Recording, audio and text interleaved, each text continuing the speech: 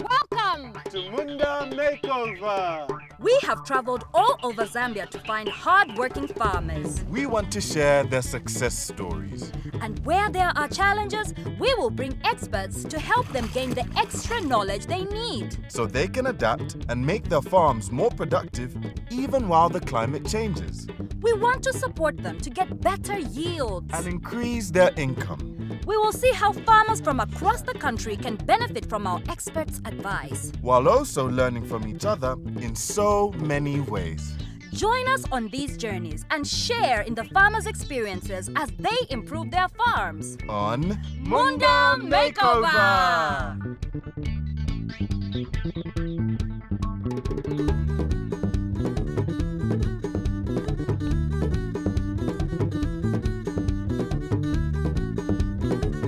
Hello farmers, we're back.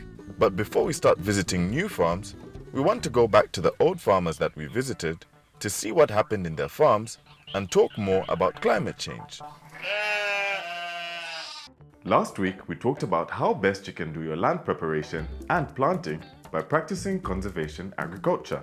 We saw different ways of doing minimum tillage and planting in order to cope with climate change. Today, we will continue and see more smart ways to help us with our crops. First, let's start with our farmer, Anastasia.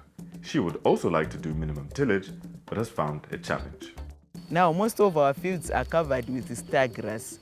You try to reap, the grass will grow faster than the crop. So, we have brought Sipiwe Haninga from Better World Innovations to help Anastasia.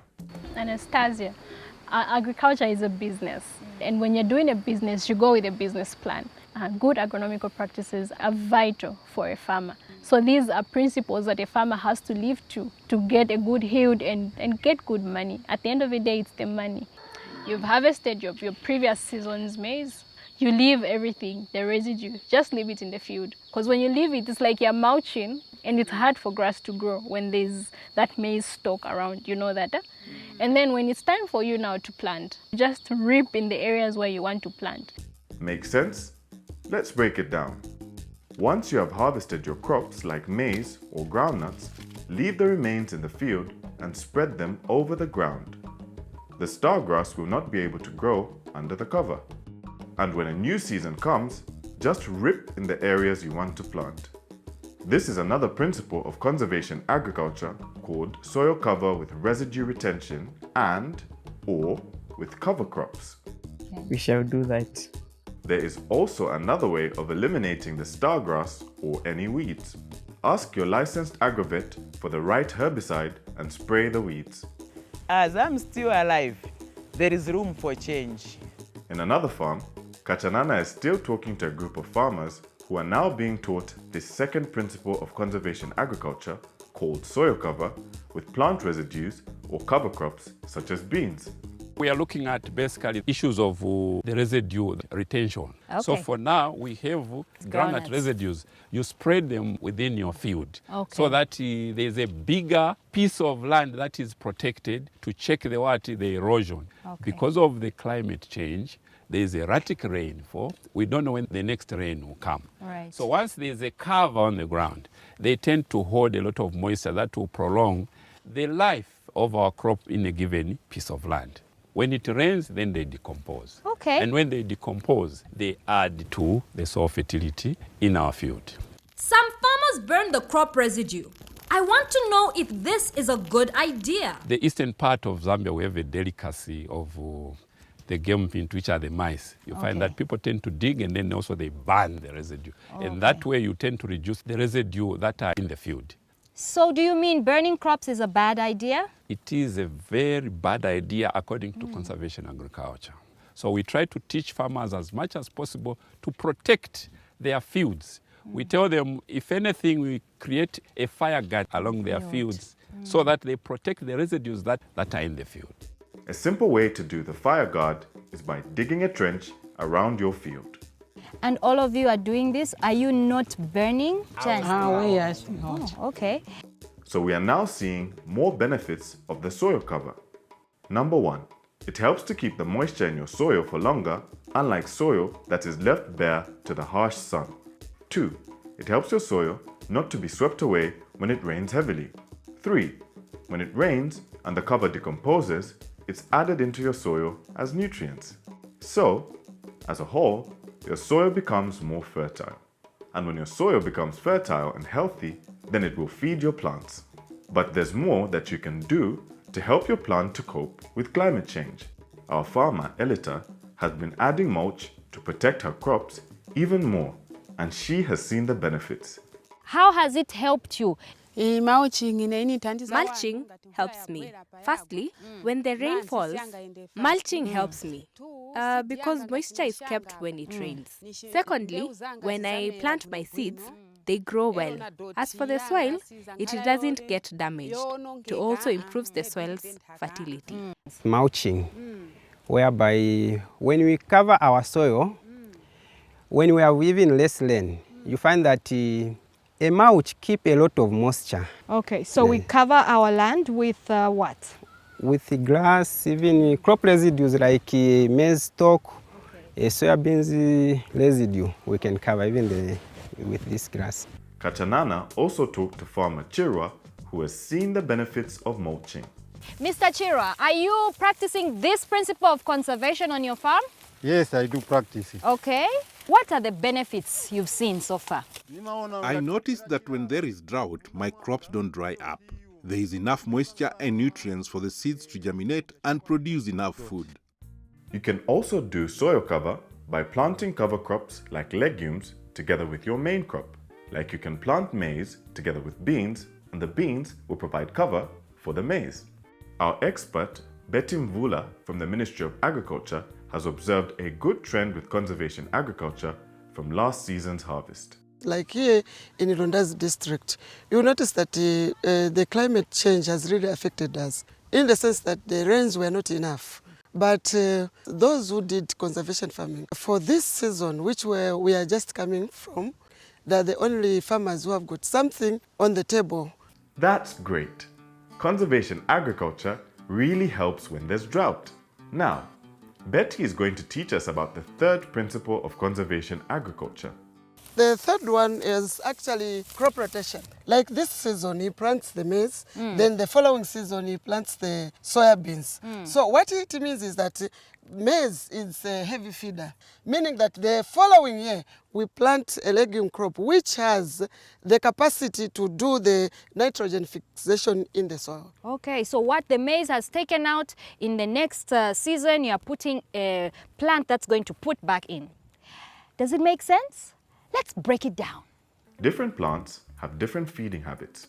For example, maize feeds on a lot of nutrients from the soil compared to beans, which actually put nutrients like nitrogen back into the soil.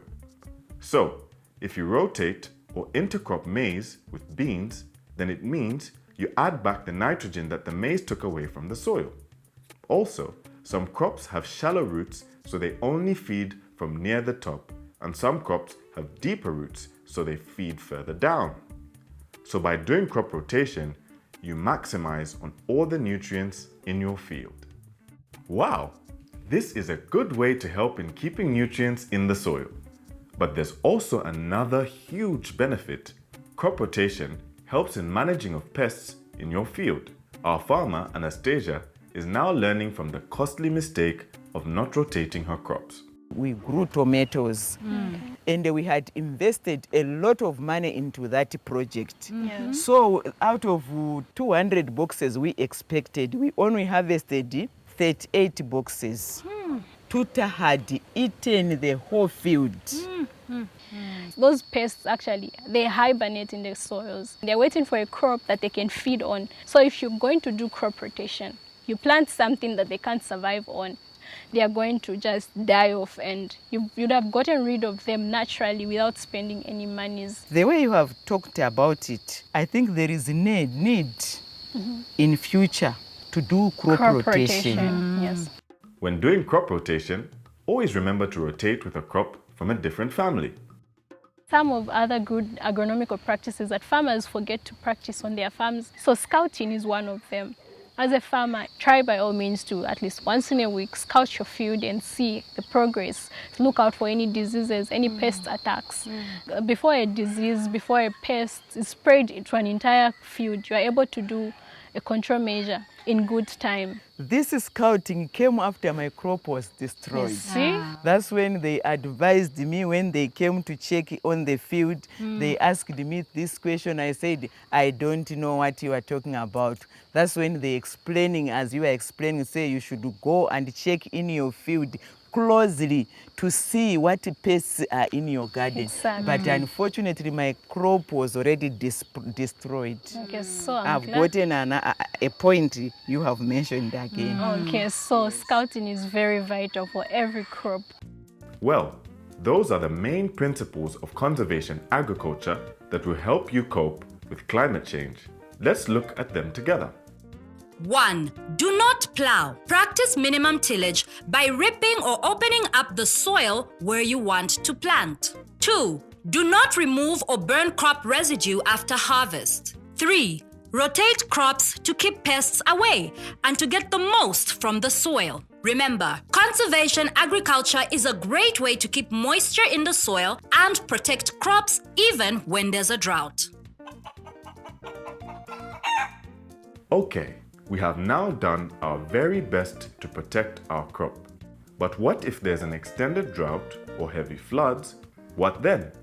One of the solutions is integration, doing more than one activity on your farm.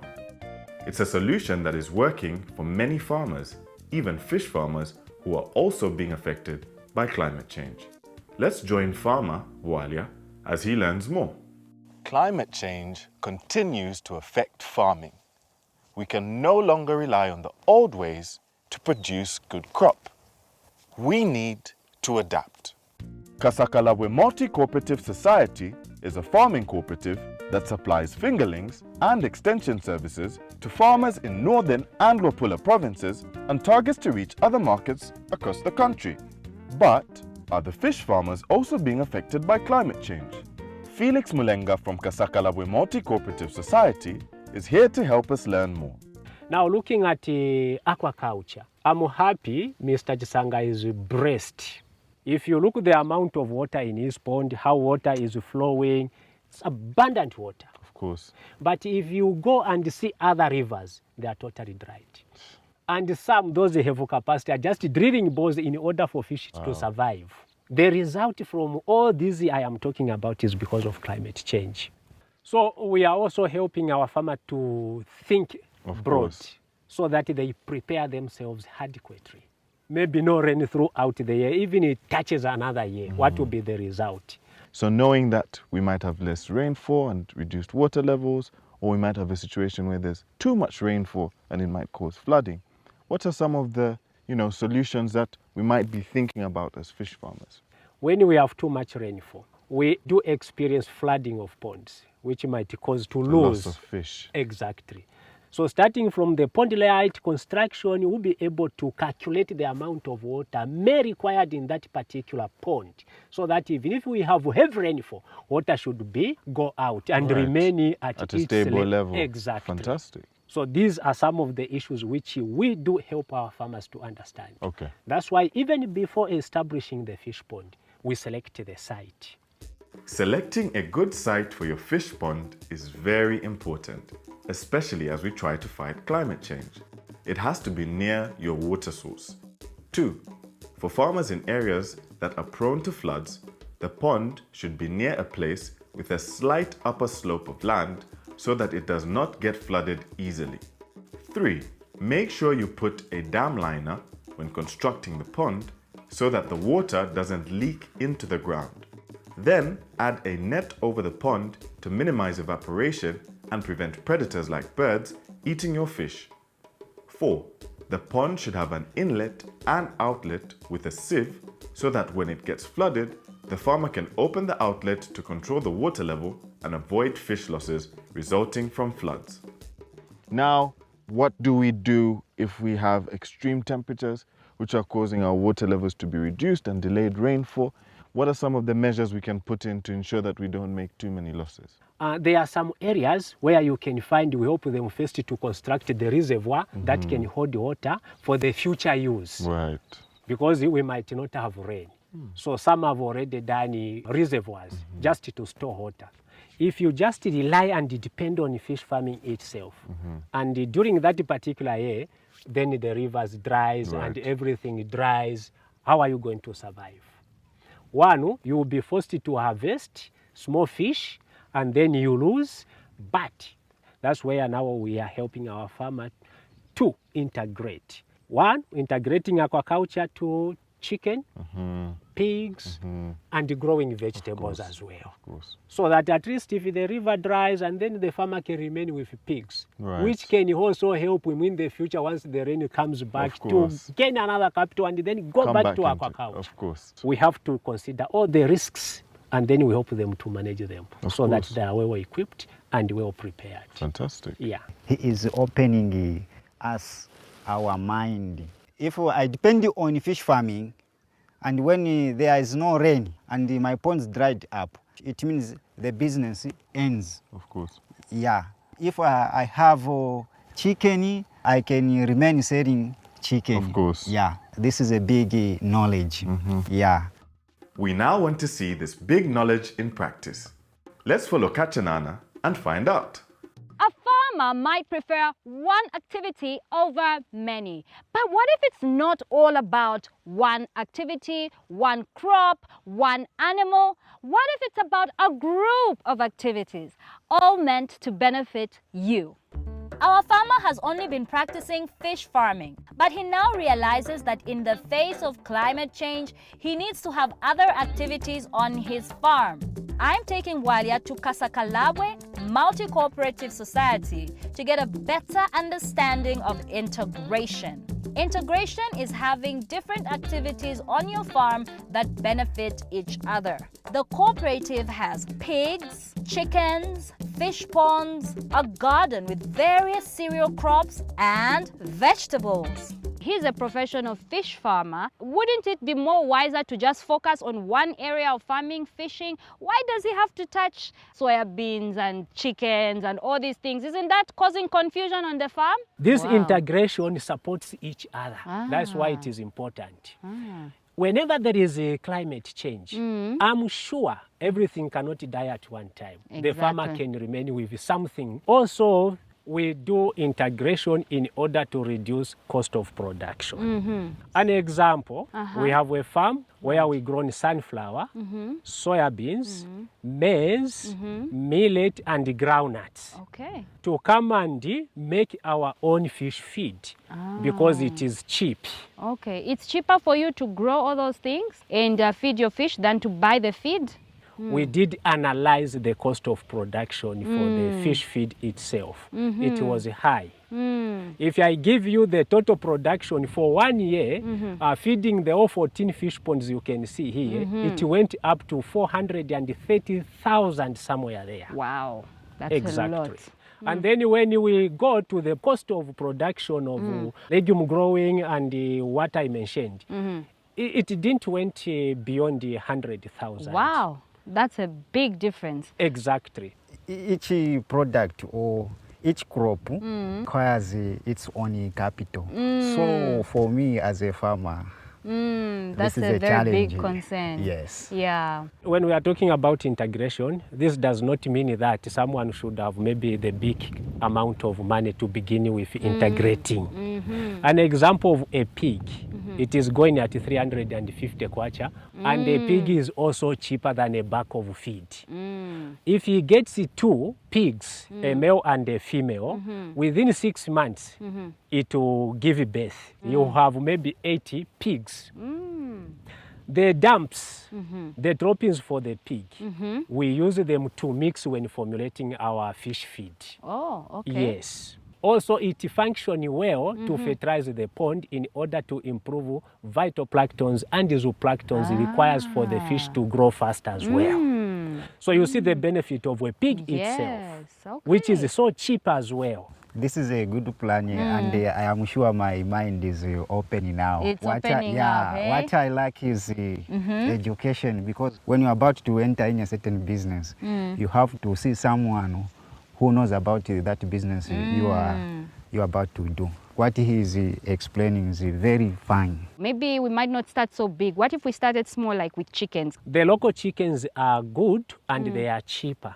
Okay. If a farmer like my colleague just had one female chicken, it can come and hatch maybe 10, 12 according to the type of chicken he's keeping. Within 6 months, the chickens will be big. You can even use local materials to make the chicken run. And what is needed are the direct droppings. If I have that, then I bring soybeans, sunflower, maize bland, I grind and mix. Then I even get lysine and I formulate. I'm telling you, the fish grows very well. And then you can also use manure to grow garden. You can get vegetables and you feed the fish as well. Wow. So if we are talking about integration, we are looking into many components that can support one to each other. So this is the importance of integration. We've talked about the pigs and the chickens. Which one do you think would be the easiest to start with for you? Chicken, it is easy for me to start with because it is cheaper. Let's get started. With Felix's help, we will build a chicken house that will get our farmer started on his integration journey. This means that our farmer, Walia, will have easy access to chicken droppings to fertilize his fish pond. And if there's a long drought and his ponds dry up, the chicken business will help him to survive climate change. If I do business alone, it can not go longer, because sometimes when I get sick, no one to look after my business. So my wife is able to do that. So there is a continuity in my business. Indeed, integration all round at the family level and in farming, all this ensures continuity. Join us next week as we look into more smart farming ways.